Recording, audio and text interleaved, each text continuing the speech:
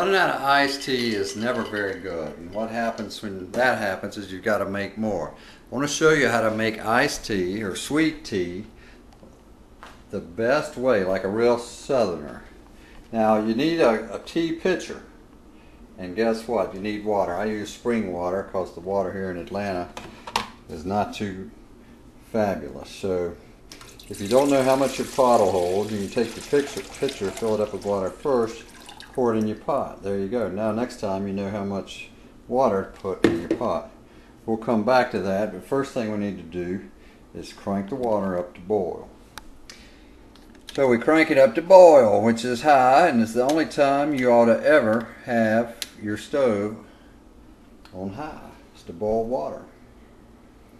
We're going to add to that water, once it's good and boiling, 2 tea bags. These are family size tea bags, the kind that's got big and got 2 parts. Family size tea bags.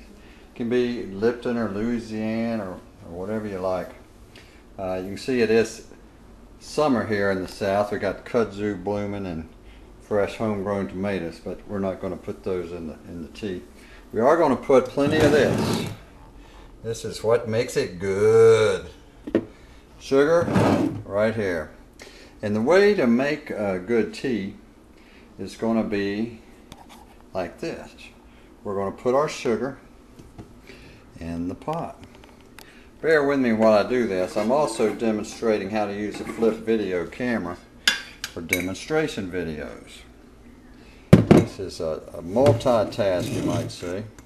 This is 1/3 of a cup of sugar, and I put in 2 of these. So you'll end up with 2/3 of a cup of sugar. Alright, so we got our sugar in our pitcher. We got our water boiling. And we got our tea bags ready to go. It's important that you have a top to the pot because we're going to steep that tea for 5 minutes covered. Okay, when the water's boiling, and it is, you don't need it rolling boiling, you don't need it 220 degrees. You can go ahead and cut it off and put the tea bags in. Make sure you hold them by the strings, keep the string outside the pot, and don't catch it on fire. Now we're going to let that sit, not on the hot burner, but on the back burner. Come back to it in 5 minutes. Okay, we've been here enough time. We can take the top off this, have a look. And look, it's nice and brown. Looks just like tea ought to look. So what we're going to do now, we're going to take it over to the sink. We're going to pull these tea bags out. We're going to put those in the trash. And I've got the sugar already in the pitcher. I'm going to pour the tea right in it, really hot. Now that hot water is going to melt that sugar real nice.